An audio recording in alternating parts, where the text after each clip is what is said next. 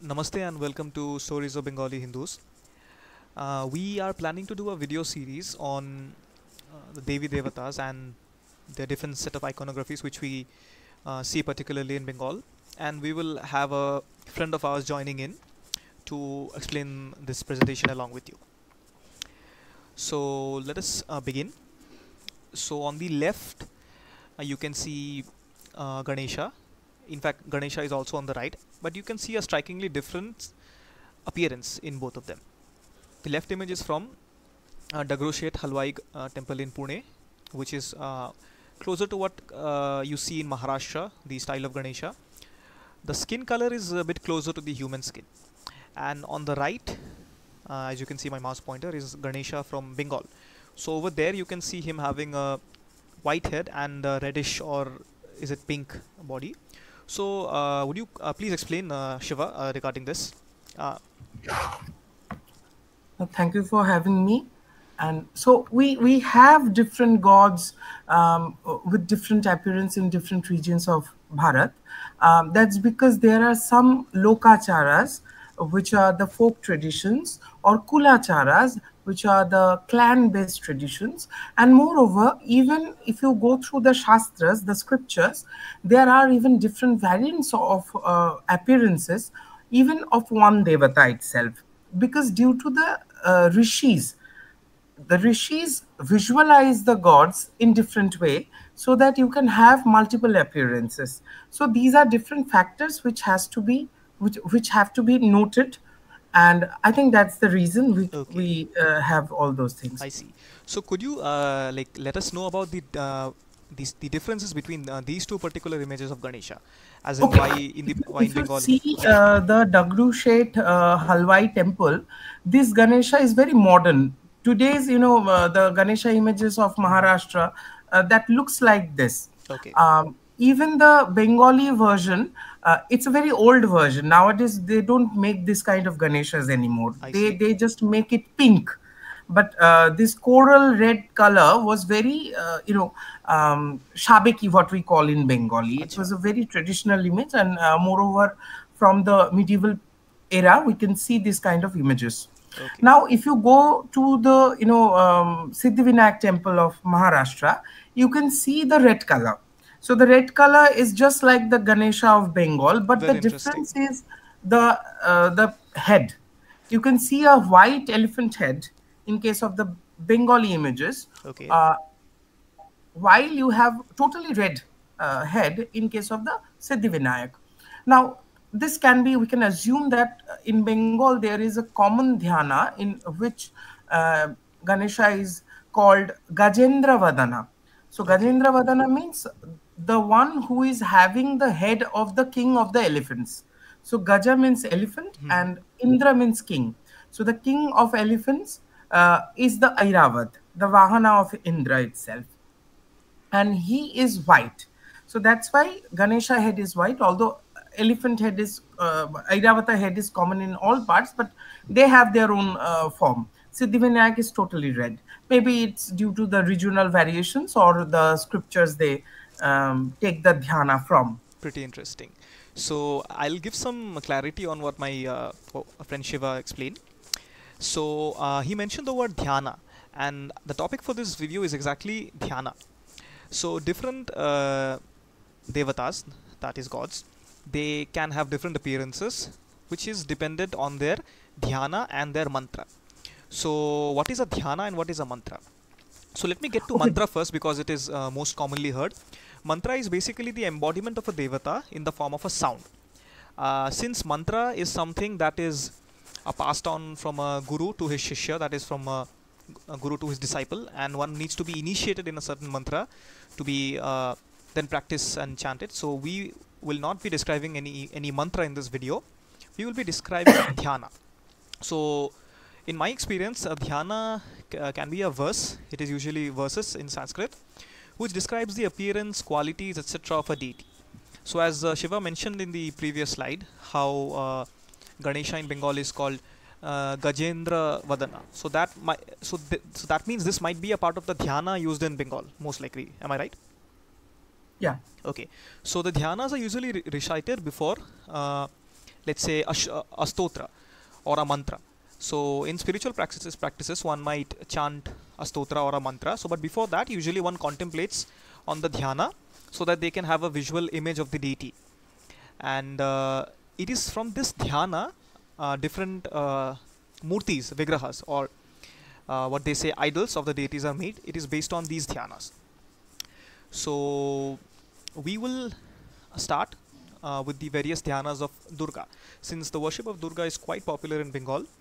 And for if anyone sees the different images of Durga across India, they would see there are also subtle differences in them. But in this video, we are keeping ourselves limited to Bengal, and we'll be discussing 3 particular pujas. So Durga Puja, of course, Jagadhatri Puja, Vipatarini Puja, at the different dhyanas for Mahadurga used in these. So yeah, so Durga Puja, Shiva, I think you should take the lead. This is your domain. Okay, so there are mainly 2 kinds of Durga Puja in Bengal. One is called autumn and spring, and that is not exclusively for Bengal. That's a context of Durga Puja in anywhere. So one is called the Sharad Navaratri, another is called the Vasanta Navaratris, although there are certain other Navaratris are there, but these 2 are the most important. So in case of Bengal, we have Durga Puja. This is another form which is little bit different from the Navaratri tradition because of the Kalpa Bhedas are there. And in this case, we worship the Mahishamardini form of Durga. So the that deity, is the main Durga. So the deity is Mahishamardini. Yeah, the deity is the Mahishamardini if you see the iconography. Okay, I'll interject slightly here. So although in that puja, there are different layers of the same deity. There are different forms which are invoked in the same idol, but the basic idol is the Mahishamardini form. Okay, so I'll slightly interject here. So Shiva mentioned about Navaratri and Kalpa Bheda. So we had prepared a set of YouTube short videos on Durga Puja, and we discussed a few common elements like Navaratri, the different types of Durga, the rituals, the different kalpas, etc. So you can check them out on our YouTube channel, and they're also available on our Instagram.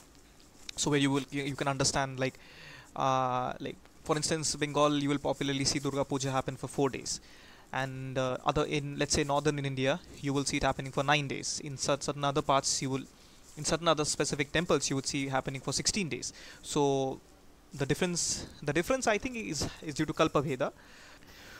So Shiva discussed about Navaratri and Kalpa Bheda. So for those who might be confused about these terms, we would suggest you to have a look at our YouTube shorts, and they're also on Instagram, where we mentioned a few topics related to Durga Puja, a few common topics like why do we see the Navaratra tradition in northern India, and why do we see the Bengal Durga Puja happen for 4 days more popularly, and why in certain temples it even happens for 16 days. So the reason is I believe to be Kalpa Bheda. And of course we also discussed a few rituals, the Navadurgas, etc. in those videos, so you would want to check that out. So in this slide I'll just mention that there are 2 popular Durga Pujas, as what Shiva explained. The spring Durga Puja is called the Bashunti Puja. It happens in the Vasanta season. So Bashunti is basically is an adjective form of Vasanta, the spring season. And the other Durga Puja happens in autumn, which is the more popular Durga Puja that you all know about. So this is the Murti of... That's called Sharadiya. Yeah, Sharadiya. So this is the Murti of Durga Puja. So would you... I'd say some few things over here. So you can see Mahadurga over here. They're also carrying weapons in their hands, Ayudha. So I believe they're supposed to carry that, but in this image, it is not there. No? So this is most likely before the puja started. So I think when the puja starts, the ayudhas, as they are called, are put in their hands, and you can see Lakshmi over here and Saraswati over here, and Ganesha and Kartikeya. So in common saying, we usually say that Lakshmi, Saraswati, Ganesha and Kartik, they're all children of Mahadurga, right? So is it really so? Because we do know Kartika and Ganesha are Mahadurga's children, but Lakshmi and Saraswati technically are not. So would you please shed some light on this?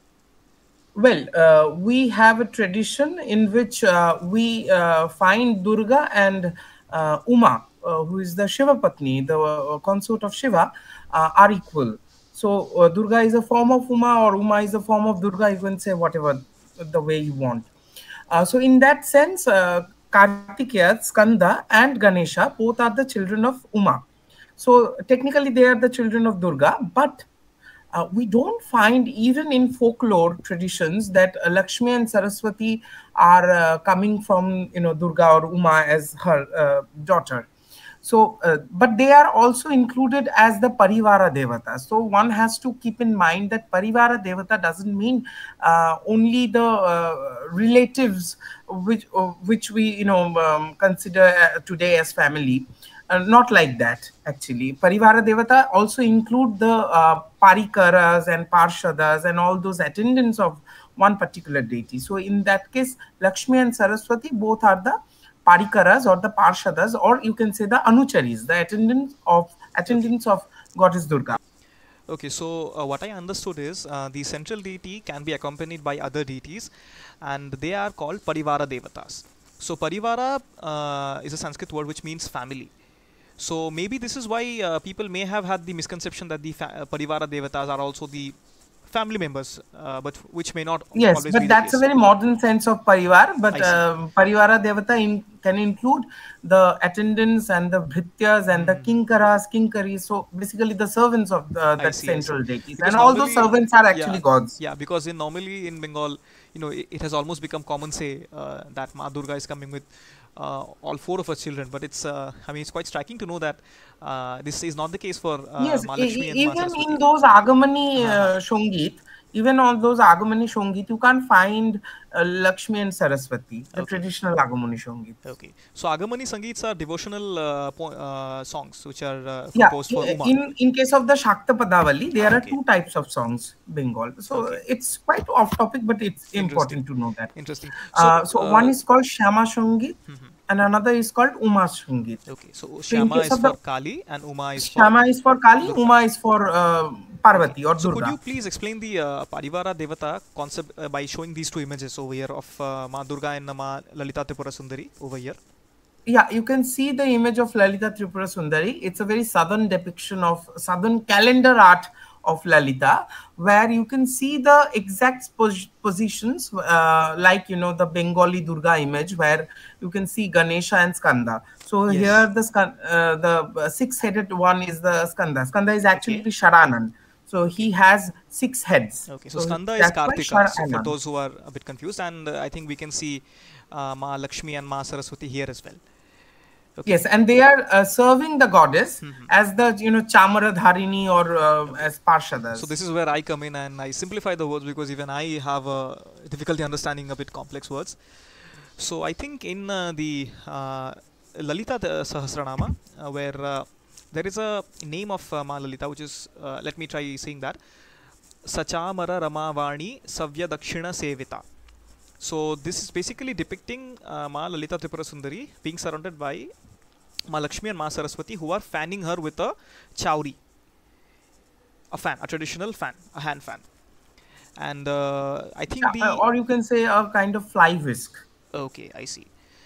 And the depiction of Lakshmi and Saraswati aside Mahadurga is found in the Kali Vilasa Tantra, if this is the case, right? And Rama is Lakshmi and Vani is Saraswati. Yeah, this is Rama, not to be confused with Rama. So Rama is Shri Rama, and in Bengal there is a tradition. I think it is from the Kritivasi Ramayana, where it is believed that Shri Rama did puja of Mahadurga. So yeah, but it also has roots in tantras and certain Shakta agamas. Very interesting. Yeah. So Kritivas actually took that element from those scriptures. So it is quite interesting to see the interconnectedness of all of this, as you can say that Kritivas Ojha took inspiration from certain tantras to mention that Shri Rama worshipped Durga, and then again in these two images we can see a very good connection between what the depiction that is in the eastern part of India and this depiction from the southern part of India. Also, it is interesting to note that the worship of Tripura Sundari, which is mostly in Sri Vidya, the Sri Vidya sect, uh, it has its roots in Kashmir. In fact, even when we say Tantra, in common terms, we usually think about worship of the mother goddess Shakti. So Shakta Tantra also has its roots in Kashmir Shaivism. So this again goes on to tell you that there is so much interconnectedness in across all the different paddhatis, the paramparas, the ways of worships, the Devi Devatas, and one just needs to figure them out and have a reading about it. So we'll discuss the iconography of Durga, Mahishamardini, in a later slide, and we'll start off by discussing the dhyanas of Devi Jagadhatri and Vipadnashini. So two popular pujas of the Devi in Bengal. So Shiva, please take the lead again. Well, this is a very popular image of Jagadhatri. This image is from Belur Mott. And before that, we will say that Jagadhatri is nowadays very popular in Chandanagar because, from that region it got popularized. And it occurs in the Hemanta Ritu, which is the pre-winter. So sometimes Jagadhatri is also called Haimantika, while the Durga, we have terms like, Sharodiya or Bashanti. So in case of Jagadhatri, it's Haimantika. So next slide, please. Oh, sure. So I'll add something here. So for Jagadhatri Puja, the name Jagadhatri, what does Jagadhatri mean? It roughly translates into someone who is the mother who is holding the world. So it is an adjective. Dhatri means the one who carries. Yeah, carrying. The one who carries within her womb. That's what the mother is called. Interesting. So as you can see, it is a adjective depiction of the mother. So the question then arises: who is the Devi? What is the name of the Devi who is worshipped? So they happen to be Moola Durga or Mahadurga, who is worshipped in Jagadhatri Puja. So Shiva, could you please let us know more on this? Okay, so Moola Durga, Mahadurga sometimes are quite related, but there are certain nuances in their depictions. One can see the three images there. The Jagadhatri is traditionally called Mahadurga generally, but sometimes Moola Durga as well. Okay. So the two images are there. The Belur Mott image you can see, and the Mahadurga, which is art depiction. Both are quite related. You can see one Gaja, and upon that there is a lion. Yeah, and so I can see that in the first image, and I can see that in the second image. Although, the second image seems to have a head. Image is the it is depicting the chopped head of that Gaja, because otherwise the whole idol will become so large that it will create some problems in balancing. So basically, it is a difficulty in making the idol, the mood. Making the idol, yes. Yeah, exactly. Otherwise, the elephant should be the whole elephant itself. Interesting. But on the third image, we don't see the elephant. Exactly. There is no elephant, and there are difference in the complexion of the goddess. Yes. Quite interesting. Otherwise, Ayudhas are quite similar. You can see the Shankha, Chakra, and the Varna, and the Kodanda, which is the bow. So let me try simplifying. Bow and arrows are there. Shankha is the conch shell. I think you can see this in the first image on my mouse pointer. It also appears in the second and the third image. This is the chakra, a disc. So this is also present in the three images. Then Kodanda is this stick, if I'm correct, right? Or it looks like a bow. Sorry, no. It's actually the bow. Okay, I'm really sorry. It's a bow. We can see that in all the three images. And there is arrow. Yeah. So all these are Vishnu Ayudhas, if you see. Shankha, Chakra, Sharanga, bow. Interesting. And arrows. Interesting. Okay, so the only notable difference between Mahadurga and Moola Durga happens to be the complexion and the lack of an elephant. The presence of that elephant. Yeah, the presence or the lack of and also the lotus, because there is a lotus. There should be a lotus above the lion in case of the Mahadurga, but you can't see the lotus in the Moola Durga. So we can deep dive into the dhyanas and let's see how they are described to learn more details about them. Yeah, sure. So we can start off with the Mahadurga dhyana. The dhyana here is written in Bangla script. It is in Sanskrit, but in the script being Bangla script over here. and I apologize in case I make a few mistakes. So let me try reading out the dhyana, which we will then explain. Simhaskandhadi Simhaskandhadhi samrudham nana bhushitam chaturbhujam mahadevim nagayajnopavitinim. Okay, so the goddess is riding on a lion. So Singhas Kandhadi Samrudam, riding on the shoulders of lion. So Singhas Kandha, Nana Lankara Bhushitam. She's wearing different types of ornaments. Chaturbhujam, she is four-armed. Mahadeving, the great goddess. Naga Yagyopavitanim. So the one who is the one female, in case of the feminine sense, who is wearing the Yagyopavita, what we call poita in Bengali, the sacred yagya, that thread. But in case of the goddess, she is wearing the naga, the serpent, as the cobra, as the Yagyopavita. Interesting. So let me try reading the next few verses. You need to help me out with the pronunciation over here. So Shankha Sharanga. Is it Sharanga? Yes, it's Sharanga. Okay. It's the bow of Shankha Sharanga Samayukta Vama Pani Dwayanvitam Chakrancha Vanamscha Dharayantincha Dakshine. So it's very interesting. So Devi is carrying Shankha, the conch shell, and the Shanga, the bow, in her left hands. So in Pani Dvaya, so in two of her left hands, she is carrying these two weapons or ayudhas, while Chakrancha and Panchabananscha. Chakra, the discus or the wheel, and the Panchavanas, the five vanas, and five vanas are the five arrows, represent the five arrows of Madana, the Kama, as well. So that's a very interesting, link between Mahadurga and Tripura Sundari as well. Dharayantincha Dakshine. So she is carrying these two weapons in her right hands. Okay. So Rakta Vastra Paridhanang Valarka Sadirshi Tanum Naradadyai Muni Ganai Sevitam Bhavasundarim. So she is wearing the red colored paridhana, the clothes, and her complexion, she has tanu. Tanu means the body. Her body complexion is like Baal Arka, the baby sun. That means the rising sun, when the sun is, visualized as some baby, while the setting sun is visualized as old man or old in that sense.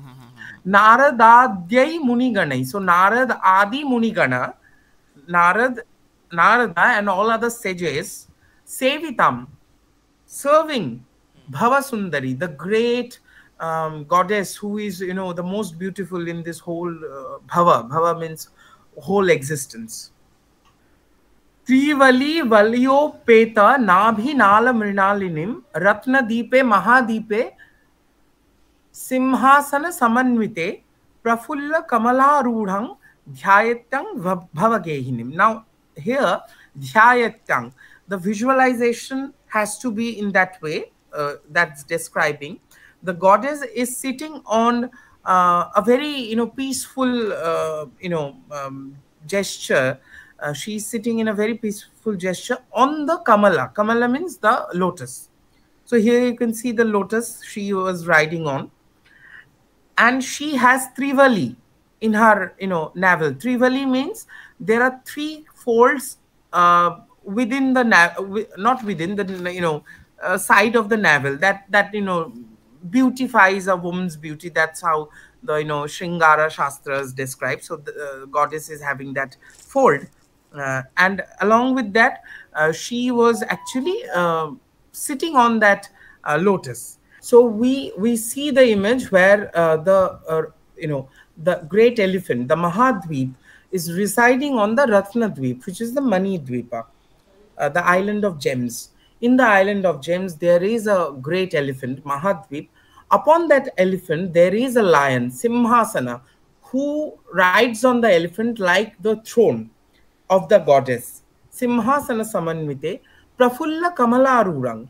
Upon that lion, there is a Kamala, there is a asana, throne of the lotus, where the goddess is sitting in a very peaceful, calm mood. That's why Prafulla is called. That's how the visualization has to be done of that great goddess, Bhavagehinim, Dhyayatyam Bhavagehinim. Okay, so we head towards Moola Durga now. So could you explain this dhyana which is depicting Moola Durga? Yeah, this is a very common dhyana, but directly Moola Durga is not worshipped in Bengal, although this dhyana is very popular because of Birendra Krishna Bhadra's Mohalaya, because this song is there, Singhasta Shashi Shekhara. So I'll again interject. We also have a video on this topic. So you might have seen your Bengali Hindu friends who have a tradition of waking up at 4 a.m. During Mahalaya. So this is because of a radio program which is called Mahishamardini, if I'm remembering correctly, and in which the prime reciter was late Birendra Krishna Bhadra. So he recited a few verses from the Devi Mahatmyam, if I'm correct, and a few other Sanskrit shlokas. So this particular dhyana of Moola Durga is mentioned in Birendra Krishna Bhadra's radio program, Mahishamardini. So many would be able to relate to it. So the dhyana is Singhasta Shashi Shekhara Marakata Prakhya Chaturbhi Bhujai. So the goddess is riding on a lion, Singhasta. Shashi Shekhara, she is carrying the crescent moon on her head or on her crown. Marakata Prakhya, Marakata means emerald, the one who is having the complexion green like emerald. Chaturbhi Bhujai, the one who is four-armed. Okay. Shankha Chakra Dhanu Sharanshcha Dadati Netrai Stridhi Shobhita. She is having three beautiful eyes. Netrai Stridhi. Three Netra. So three eyes which are very beautiful. Shobhita. And she is carrying Shankha, conch shell, Chakra, the wheel, Dhanu, bow, and Sharanshcha, the arrow. So Ayudhas are quite similar like Mahadurga. And one notable difference you mentioned is the third eye. So the other forms, they are two-eyed, if I am correct, right? No, the third eye is also there in that. Okay. So I might have missed that out. Yeah, please continue. Amuktangada Hara Kankana Ranat Kanchi Kanar Nupura. So these are the different names of different ornaments. There is a Muktanga Hara, so the pearl necklace. Kankana, so the bangles, golden bangles. Ranat Kanchi, Kanchi is another kind of ornament. Kanan Nupura, so Kanak means the gold. So she is wearing Nupur, the kind of a foot ornament, which is made of gold. Durga, Durgati Harini. So she is, known as Durga, who is Durgati Harini, the one who removes the obstacle or the, dangers. Bhavatu no Ratnol Lasat Kundala, the goddess who is known as Durga, who removes those dangers, having the Ratna Sat Kundala, having the Ratna Kundala. That means the gem-studded earrings. She's also wearing the gem-studded earrings. That's how she is depicted. Interesting. Okay, so next we go ahead into Vipattarani Puja or Vipadnashini Puja. So you might have seen we have mentioned Vipattarani / Vipadnashini. In my particular experience, I have seen that people having an origin in West Bengal, they refer to this Devi or this puja as Vipattarani Puja, whereas those having an Eastern Bengal origin, I have seen among them the usage of Vipadnashini more. So of course both of these are also adjectives, so we will tell you who is the Devi worshipped in these pujas. Actually both are the names, you can use that interchangeably. The Brata Katha is related to the Vishnupur royal family actually. Okay. some people call it Vipatarini, some people call it Vipadnashini. Actually, it's the same thing where you are removing the Vipad, the dangers, and in other case, you are destroying the Vipad. Yes, we have spoken about the meaning of these names of the Devi. So Vipatarini refers to her as the remover of all dangers, and Vipadanashini refers to her as the destroyer of all dangers, to which more or less means the meaning is quite similar. So this puja is performed during the Ashadha month of the Varsha season. So just a factoid over here. So normally we are accustomed to knowing that there are 4 seasons, but in Bharata we have been knowing seasons as 6 seasons. So could you let us know about these 6 seasons, Shiva? So there are 6 seasons: Grishma Ritu, which is the summer; Varsha Ritu, which is the monsoon; Sharad Ritu, which is the autumn; Hemanta Ritu, which is, you can say, pre-winter or late autumn; then Shishira Ritu, which is also the Shita Ritu, that is the winter; and then the Vasanta Ritu, which is the spring. Okay. So these are 6 seasons. Okay. And very famous, poet Kalidas, he has also, works on ritus, like, Ritu Samhara. Interesting.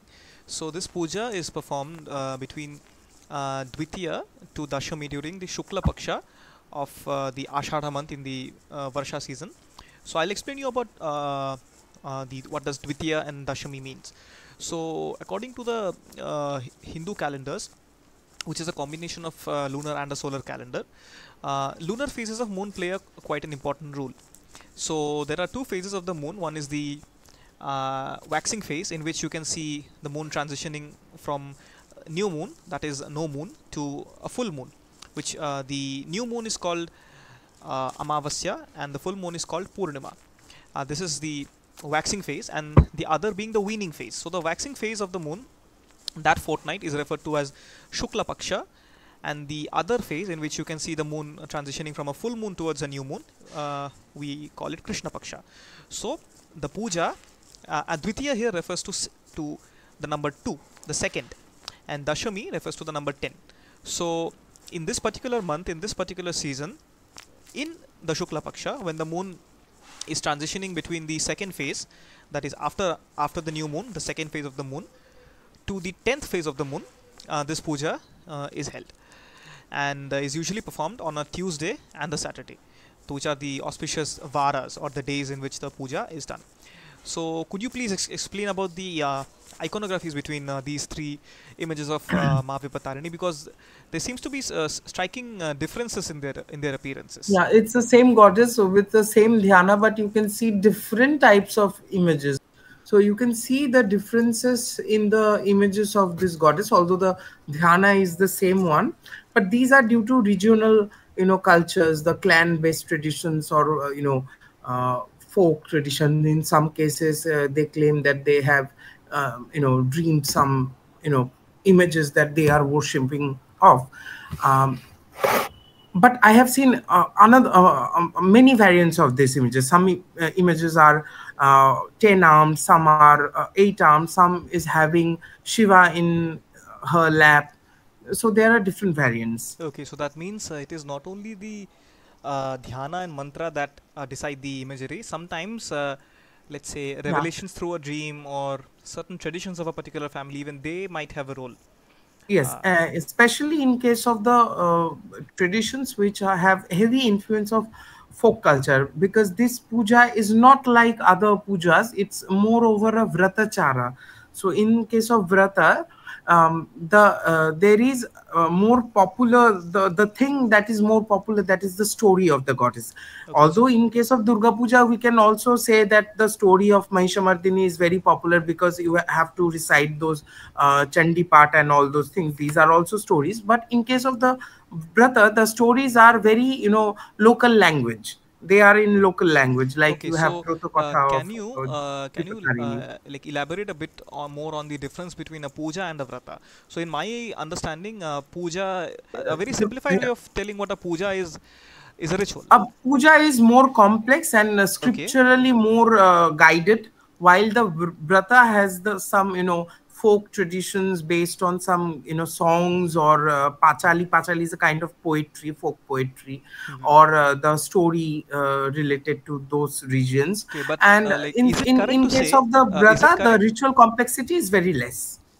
So the basic difference between a puja and a vrata is the ritual complexity. Puja is more ritually complex, like you have to do yagya in case of Durga Puja, but in case of the vrata, it is optional. Although vrata word itself very much Vedic, because when you are becoming a yajamana of yagya, you are also involving in a vrata. But in this case, we are talking about some folk rituals with this word called vrata. Okay. So it's more ritually less complex. Okay. So I'll add a few from my understanding. So Homa, it is a fire ritual, a ritual that involves fire and offering ahutis to the fire. So what would be a good translation for ahuti in English? Oblation. Okay, oblations to the fire. And yajna is also a fire ritual, but that is more centered around the Veda, if I'm correct. Yeah, and it's very vast and expensive and more elaborate, So and another way literally we can far say, more complex. yeah, more ritual complexity. So the yajamana is someone who conducts the yajna. Is that correct? Who is patronizing Okay, the conduction of I yajna? see. I see. So this is new information for me to see that even the vrata is also present in a part of a Vedic yajna as well. So again, we can see the developments from different types of rituals through grand scales, classical scales, and even folk scales, and there is always a set of interconnectivity among them. So, yeah, could you please let us know about the Devi, which is worshipped in Vipatarini Puja, that is Jayadurga? Yeah, the dhyana which is taken for this particular vrata, that is the dhyana of Jayadurga, and she is a very shastra based goddess. Although the ritual is very folk, but the goddess itself comes from the shastras, and she is one of the panchadevatas which are worshipped in the panchayatana puja, in any the more popular, the smarta ritual systems. So I'll add a few of my inputs over here. So, in my understanding, Smarta, in a very simple way, it can be said that Smartas are those who believe that five deities and six in the case of southern India, they represent the supreme god, and the deities involved in them are Shiva, Shakti, which is Devi, Vishnu, Ganapati, and Surya. And for southern India, Kartikeya also gets added to that list. So the puja of these five. I'm interjecting Sure. for one thing. All those deities, those six deities or the five deities, they represent the supreme substance, that is the Brahman, not the deity itself. Deity Okay. comes as multiple. Okay. Okay. I see. So, so basically, for pujas performed in the Smarta traditions, five deities are always worshipped. Is that correct? For any puja, the five deities or the Panchadevata puja is done. Yeah. So, for Hindus following the Smarta way of worship, they worship five devatas, which is the Panchadevata puja. Again, this number can be six in the southern part of Bharat, where, as I said, Kartikeya also gets added. So, in the Smarta way of puja, since the five deities are worshipped, the Shakti element is basically Jayadurga. So, am I right? Yeah, Shakti is represented through Jayadurga. Although there are different images of Shakti, but Jayadurga is. Okay, and could you let us know that why are there two images of Jayadurga over here?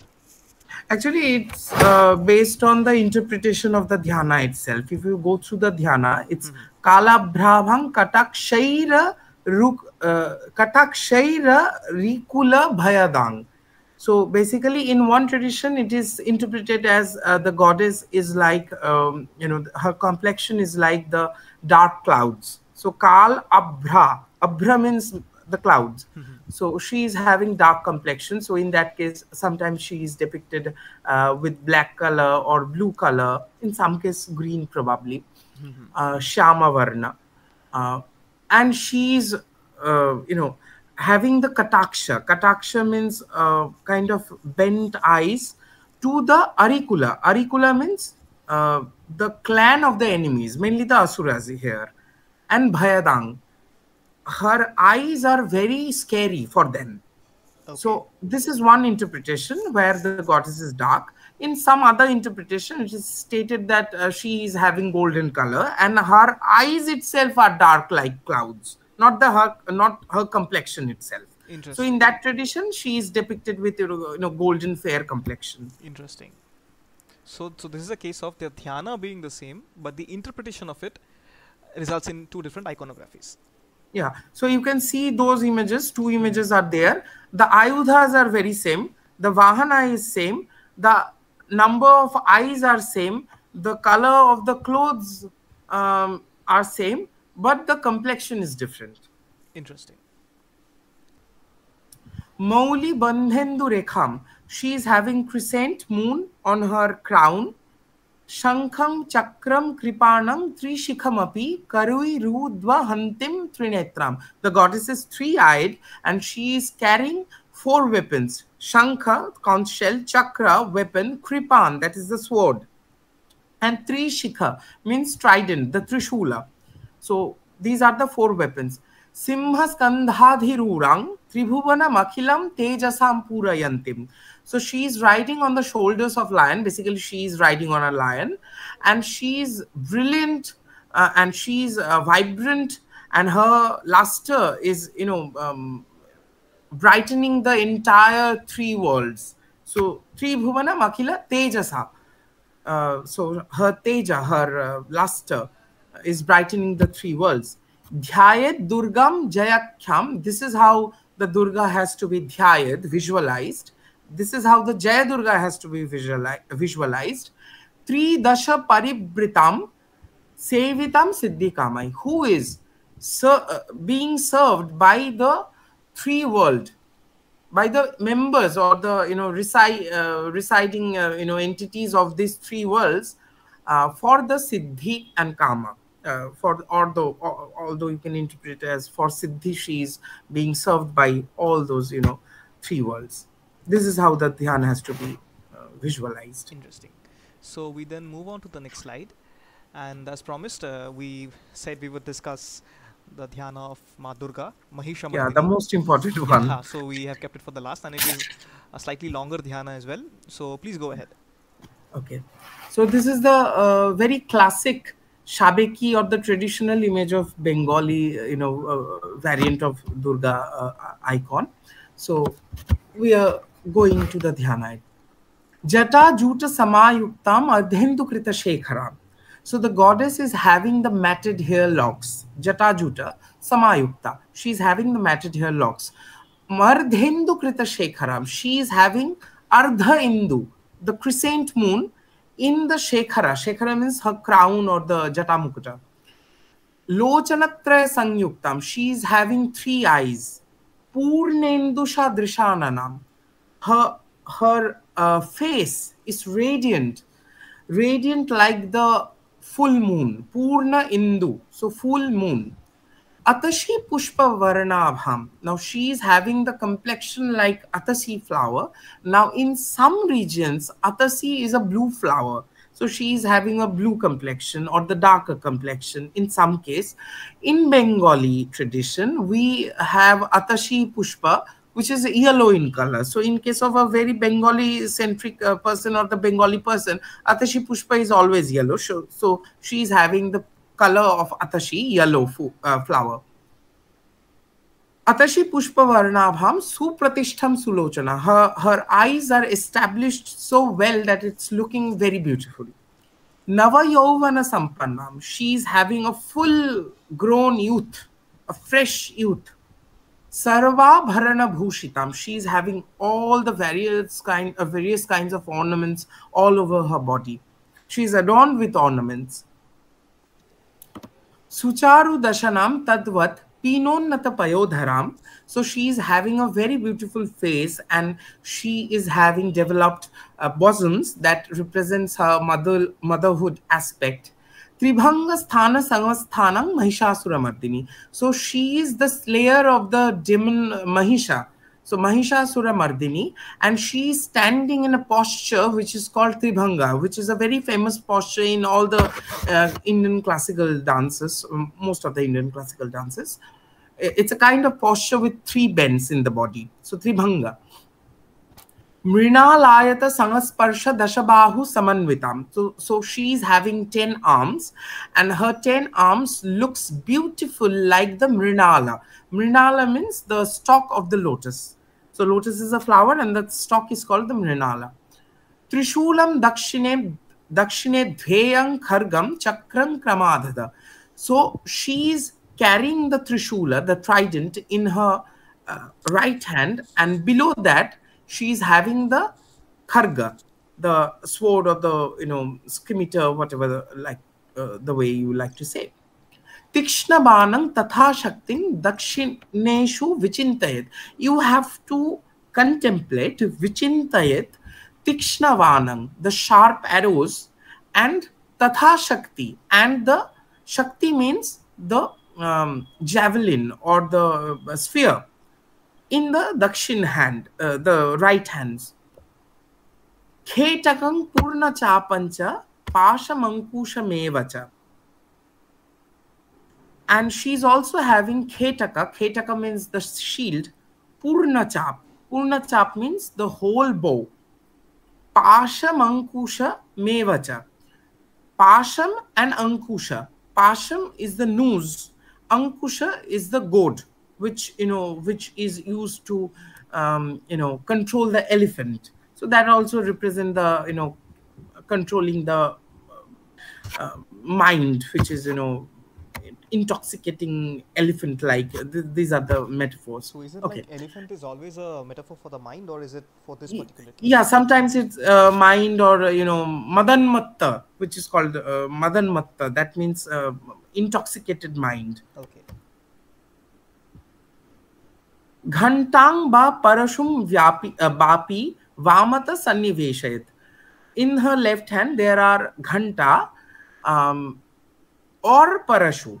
Either it is the ghanta, the bell, or the parashu, that is the battle axe. So you can imagine in 2 ways. You can imagine the battle axe, you can also imagine the ghanta. Adhasthana mahishang tadvat shvikhiraschang pradarshayat shirachedad bhavang tad danavam khargapaninam. Below the goddess there is the Mahisha. There is the dead corpse of that animal, the buffalo. And that buffalo is already severed. That buffalo is already beheaded by the goddess, while the demon in her demonic form is coming out from that buffalo and trying to attack the Devi with his sword. So one interjection, the demon is a male, so it's a he over here, right? Yeah, I said he, I think, so right? It's a male demon, Mahishasura. Yeah, Mahishasura. His sister is Mahishi. That's another story, by the way. Okay, so yeah, Tad Danavam Khargapaninam, and he is the Danav. He's not the Daitya. Although Daityas are the putras of Diti, and Danava are the putras of Danu. Both are Kashyapa Muni's, Kashyapa Rishi's wives, and both are the Daksha Prajapati's daughters, by the way. Hridi Shulena Nirbhinnam Nirjadantra Vibhushitam. And the goddess is actually piercing the trident in his chest. Rakta Rakti Kritangancha Rakta Vishphuri Tekshanam. And there is whole, bloody, all this scenario where the Asura is getting killed by the goddess, and blood is oozing out from his wounds. Veshtitam Nagapashena Bhrukuti Vibhishananam. And the Asura is being entangled with the Nagapasha. So goddess is carrying the Pasha. Pasha is noose, but here the noose is the serpent noose. And that is given by the Varuna, the god of water, and the god of Rita, the order. She is having 2 portfolios. Shapasha Bama Hastena Dhrita Keshancha Durgaya.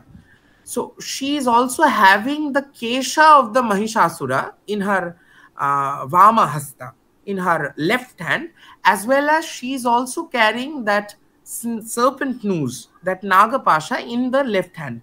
And the Naga is uh, entangling the Asura through the hair and just choking him through that, neck.